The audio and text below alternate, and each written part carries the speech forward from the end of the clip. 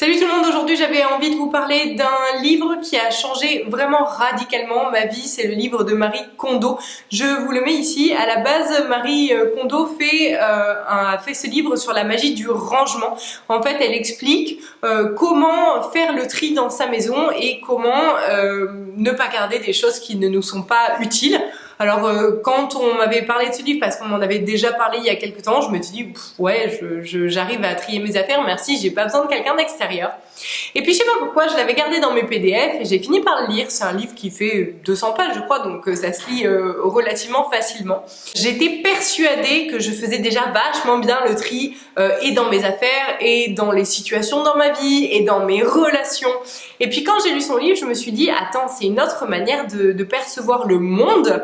Et du coup elle explique que c'est important de se relier à l'objet, de le toucher, de voir la joie qu'il nous apporte, de comment on se sent à l'intérieur quand on touche les choses. Et en fait je me suis rendu compte qu'il y avait énormément de choses déjà que je portais pas. Si on prend vraiment l'exemple du dressing, il y avait beaucoup de choses que je portais pas. Il y a une phrase qui dit on porte 80% du temps 20% de notre dressing, ce qui se vérifiait chez moi. Du coup j'ai choisi de faire un énorme tri. Je veux vous parler de ce que ça m'a apporté à l'intérieur. Parce que Marie Kondo explique comment plier ses affaires. Après, donc elle explique que mettre les t-shirts en pile comme ça, c'est pas bien parce que je suis sûre que vous en faites partie. Vous prenez les trucs du dessus, vous les lavez, vous les remettez dessus, donc vous reprenez les trucs du dessus. Donc elle explique comment plier dans le sens inverse, comment voir du coup ce que l'on a dans son entièreté. Je me suis rendu compte que j'avais beaucoup trop de choses alors que je ne fais pas du tout partie des gens qui consomment beaucoup au niveau fringues, voire vraiment pas beaucoup. Je consomme en parfum et en d'autres choses, mais pas en fringues. Et ça m'a permis de comprendre, en fait, en rangeant mes affaires, que j'accordais pas assez d'importance à ce que je possédais et qu'en fait ce que je possédais c'était une partie de moi parce que c'était des choses que j'avais achetées pour me sentir bien dedans et me trouver jolie dedans, si on garde l'exemple des fringues. Et par conséquent, je me rendais compte que je n'avais pas le juste retour des choses. Les choses restent de l'énergie, même si ce sont des objets, c'est de l'énergie. J'attendais que ces choses me rendent service, mais je n'avais pas de considération envers elles en échange. Et donc, j'ai conscientisé ce truc-là où je me suis dit, mais attends, mais je possède des choses, mais jamais j'accorde de l'attention à ce que je possède. Et du coup, l'ensemble de ma vie a pris une autre dimension parce que j'ai sorti de ma vie toutes les choses qui ne m'apportaient pas la joie, vraiment une grande joie. Par exemple, quand je mets ce pull, il est doudou, il est en cachemire et en fait, quand je le mets, ça m'apporte un doudou, un réconfort, ça m'apporte vraiment quelque chose que avant je conscientisais pas. Je mettais mon pull le matin et puis je prenais le premier truc qui traînait dans mon armoire. Et là, le fait de conscientiser, de me relier à l'énergie des choses, ça m'a réellement permis d'amener une autre dimension dans le fait de posséder. Donc j'ai fait un énorme tri. C'est des choses que j'aimais bien, mais qui m'apportaient pas une grande joie. Et j'ai choisi de garder dans ma vie, donc aussi bien au niveau de mon dressing, de mes parfums, j'ai aussi filtré là-dedans. Je n'ai pas fini parce que c'est une partie qui est difficile pour moi. Des cartes postales, par exemple des cartes postales que ma mère m'avait envoyées quand je faisais le tour du monde un peu partout et que je gardais parce que ma mère étant décédée, c'était une des rares choses que je gardais, tout comme j'avais gardé des pulls à elle que jamais de la vie je les mettrais parce que je les trouve pas beaux et que en fait je les gardais c'est la seule chose qui me reste de ma mère. Et donc en fait je me suis rendu compte que j'avais plein de choses que je gardais comme ça à me dire mais en fait est-ce que c'est vraiment des choses qui me mettent en joie ou est-ce que c'est des souvenirs parce qu'on garde beaucoup de choses comme des souvenirs. Mais le problème, c'est que, en fait, par exemple, on voyage dans un pays, on peut garder un souvenir.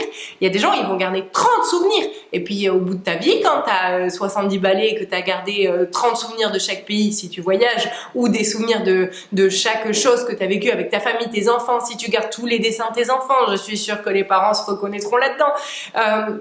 En fait, tu te rends compte que ta maison, ça devient un bordel et que quand c'est le bordel à l'extérieur, c'est le bordel à l'intérieur. Et de voir mon dressing, je vous le montrerai pas parce que c'est ma partie de vie privée, mais hyper bien rangé. Je me suis acheté des petites cases dans lesquelles mes pulls sont pas pliés comme ça, mais pliés. Je vous laisse aller voir comment Marie Kondo conseille de plier ses pulls, ses affaires et tout. Donc toutes mes affaires, elles sont rangées maintenant à la verticale et plus en pile. Ça me permet de voir le peu que je possède. Du coup maintenant, alors je mets le peu entre guillemets parce que bien sûr par rapport à quelqu'un qui n'a rien, j'ai plus que rien. Donc il me reste des choses, mais mon armoire est plutôt sacrément vide. Et en fait, ça m'a permis vraiment de me sentir, je sais pas comment vous expliquer, quand vous faites le vide au dehors, ça crée un espace au dehors. Pardon, je vais aller ouvrir la porte, je reviens. Je ne sais plus où j'en étais, désolée, j'ai été dérangée par un livreur. D'ailleurs, il faudrait que je vous en parle, j'ai reçu de la lessive propre et je suis passée par plusieurs marques, dont Danica qui m'avait contacté ou que j'avais contacté, je sais plus, pour des produits propres parce que en plus de sortir de ma vie tout ce qui ne me met pas en joie, je choisis de sortir de ma vie tout ce qui me nuit d'une façon ou d'une autre. Donc je me mets aux produits très propres. Bon, là n'était pas la question. Donc je vous ai expliqué que je faisais le tri, que d'avoir créé de l'espace à l'extérieur, ça m'avait permis de créer de l'espace à l'intérieur, et que avant je gardais des choses en me disant oui je les aime bien, je les trouve jolies, de la déco que juste je trouvais jolie, mais en fait ça m'apportait pas une joie intense à l'intérieur de moi. Et à aujourd'hui, j'ai choisi de garder uniquement ce qui m'apporte une joie intense à l'intérieur de moi. Alors ça peut ne pas être des choses qui sont pleinement utiles. Par exemple, j'ai acheté une boule à facettes parce que chez moi, quand il y a la lumière qui arrive, il y a des endroits où le soleil tape, je mets la boule à facettes et en fait ça éclaire l'ensemble de la maison. C'est juste magnifique et ça me procure une joie intérieure qui est, on dirait, une enfant qui fait waouh! Et ça, c'est tous les jours à chaque fois qu'il y a du soleil. Donc en fait, c'est pas obligatoirement, on ne garde pas que des choses qui sont utiles, on garde des choses qui provoquent des émotions qui sont profondément bonnes à l'intérieur de nous. Avant, j'avais déjà cette façon de trier où en fait j'avais une dizaine de cintres et en fait je partais du principe que si j'achetais quelque chose, je devais dégager autre chose. Et donc vu que j'achetais, je sais pas, je vais dire peut-être un habit tous les 2 mois, un truc comme ça, franchement je suis pas vraiment pas une grande consommatrice d'habits, et ben en fait je donnais, je faisais le tri à me dire bon ben qu'est-ce que je mets le moins et je sortais ce que je mets le moins. Et là de faire le livre de Marie Kondo, ça m'a permis d'être pleinement satisfaite de ma garde-robe et en fait je n'ai plus envie d'acheter quelque chose de nouveau. J'ai l'impression que ma garde-robe, si on garde l'exemple de la garde-robe, qu'elle est complète et que j'en suis satisfaite. Il n'y a rien maintenant que j'ai envie d'enlever et rien que j'ai envie de rajouter. Enfin, si quelques trucs que j'ai encore envie d'enlever, je suis en train de finir de trier. Il y a des étapes. La première, elle est facile parce que c'est le gros du gros. Et puis au fur et à mesure on se dit bon ben ça est-ce que vraiment je le mets parce que je l'ai gardé parce que c'était sentimental, mais au final est-ce que je vais vraiment le mettre? Et donc je continue mon tri au fur et à mesure pour pouvoir arriver vraiment, mon but n'est pas d'être minimaliste par rapport à ce que la société met comme définition sur ce mot-là, mais d'être minimaliste pour moi. Parce que moins je possède, plus j'accorde une importance grandissante à ce que je possède. Et donc pour moi, c'était important de considérer les choses que j'avais dans ma vie, de pouvoir, via mon énergie, les considérer pleinement. Et si j'avais trop de choses, ça me demandait trop d'énergie. Pareil, j'ai rangé la maison du coup de fond en comble, chaque chose a sa place et toute chose a une place. Il n'y a pas de ça, on ne sait pas où ça va. Et ça m'a permis de gagner un temps considérable parce que avant j'étais toujours en train de ranger. Alors ça n'empêche pas que Mathieu et les enfants foutent le bordel. J'éduque les enfants et pas Mathieu. Je rigole parce qu'il est à côté. Mais en fait, vu que chaque chose a une place, c'est plus facile de le remettre à sa place. Et vu qu'il n'y a plus trop, vous savez, genre dans le garage, c'est une pièce qui reste à finir de traiter. Quand vous avez trop de choses, il y a plein d'objets, ils n'ont pas leur place, vous savez pas où ça va, du coup vous avez des pièces à bordel.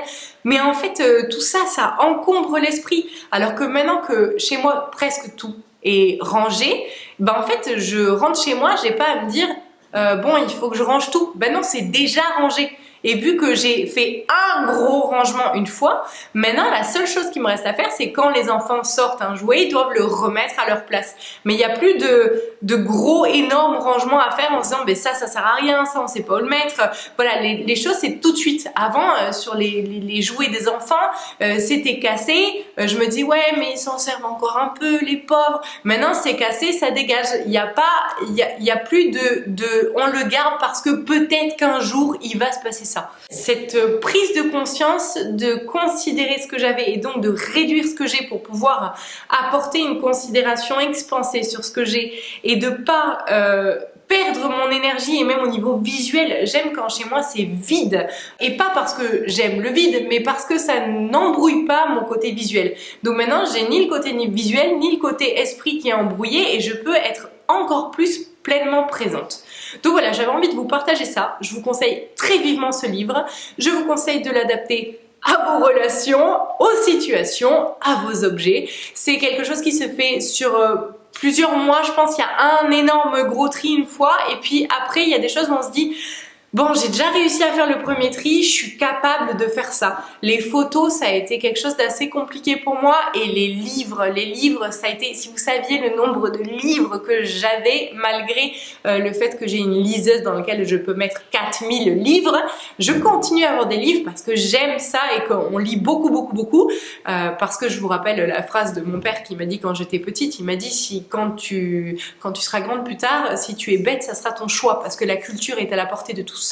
Donc j'ai choisi de me cultiver et donc on lit énormément et en fait ça a été très difficile pour moi de trier les livres parce que c'est des choses, ils m'ont apporté quelque chose quand je l'ai lu, j'ai conscientisé, j'ai eu des prises de conscience, j'ai eu du mal et puis je me disais dans ma tête attends Louisa Rose elle commence à lire, du coup j'avais envie de lui garder pour elle plus tard puis je me suis dit non attends c'est des livres que tu lis toi à 35 ans, est-ce que tu crois réellement qu'une enfant de 6 ans va lire ce genre de livre? Donc en fait j'ai fait ce tri là aussi mais ça a été la seconde étape pour moi parce que j'ai eu besoin de temps pour me dire bon je suis prête à me détacher de mes livres et maintenant il me reste une bibliothèque qui est beaucoup plus petite qu'avant et beaucoup mieux rangée surtout et j'ai choisi de garder que des livres qu'elle lirait réellement. Donc par exemple une saga que j'ai gardée pour elle c'est Les ailes d'Alexane de Anne Robillard mais c'est la seule saga que j'ai gardée. De tous les Anne Robillard que j'ai lus, à peu près toutes les sagas,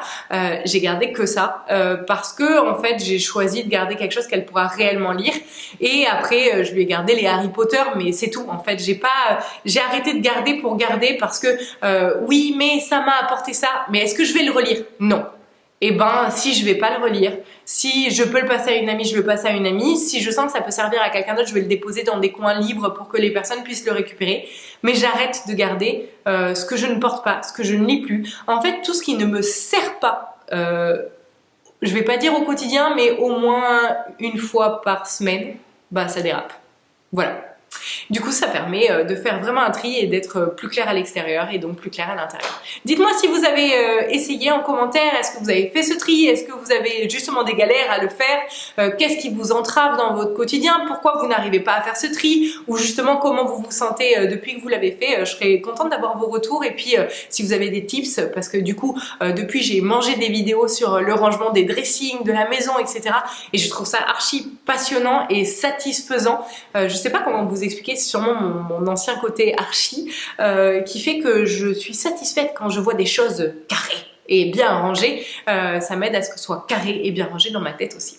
Voilà, à très bientôt. Ah, j'ai oublié de vous préciser quelque chose d'extrêmement important. J'ai vu il n'y a pas longtemps une vidéo d'une influenceuse américaine, si je dis pas de bêtises, qui s'appelle Tati, T-A-T-I. Et sa vidéo, elle s'appelle I'm Done. C'est bon, j'en ai assez, j'ai fini avec ça. Je suis tombée par hasard sur sa vidéo et en fait elle explique qu'en tant qu'influenceuse et nana qui aime le maquillage, la mode et tout, elle possédait je ne sais pas combien de fringues, je ne sais pas combien de sacs, etc. Et qu'elle dit mais en fait pourquoi je faisais ça? Pourquoi je possédais tout ça? Et déjà ça m'a permis d'avoir énormément de compassion envers des personnes. Pendant un laps de temps j'avais de la difficulté à avoir de la compassion avec certains influenceurs où je me disais mais ils prennent les gens pour des cons. Je sais qu'il y a des personnes de ma communauté communauté qui m'en ont parlé, qui m'ont dit mais comment tu perçois ces gens-là, qu'est-ce que t'en penses? Et j'ai dit que j'avais pas d'avis à avoir. Je sais que j'ai eu des jugements envers ces personnes-là pendant un temps en me disant mais attends, mais ils encouragent les gens à consommer, etc. Et franchement je trouve ça pas bien. Et en fait, de voir sa vidéo à elle, ça m'a pleinement aidé à comprendre parce que dedans, elle dit, je me suis posé la question à savoir pourquoi je voulais posséder tout ça et c'est parce qu'en fait, j'avais envie d'être vue et d'être aimée pour mon style, pour ce à quoi je ressemblais. Et quand elle a dit ça, ça m'a tellement touchée, j'ai tellement vu les parts d'elle qui manquaient d'amour que du coup, ça m'a réellement permis d'attraper une part de compassion profonde à l'intérieur de moi, de me dire mais potentiellement toutes les personnes qui ont besoin de posséder, elles possèdent à cause de ça, parce qu'elles veulent ressembler à quelque chose de particulier et que c'est pour qu'on les aime à l'extérieur. Donc posez-vous la question, je voulais faire un petit supplément parce que j'avais oublié en regardant mon agenda, je me suis dit mince, il fallait que je leur parle de ça. Et je trouve ça important de regarder les autres, de pourquoi ils font ce qu'ils font et pourquoi vous faites ce que vous faites. Pourquoi vous vous habillez comme vous vous habillez, qu'est-ce que vous en tirez, qu'est-ce que vous attendez d'autrui, qu'est-ce que vous attendez de vous, comment vous avez envie de vous percevoir, pourquoi vous avez une envie de vous habiller comme ça ou comme ça. Voilà, je l'ai fait avec moi-même, j'ai eu des réponses très intéressantes et je vous encourage vivement à faire de même avec vous. À bientôt.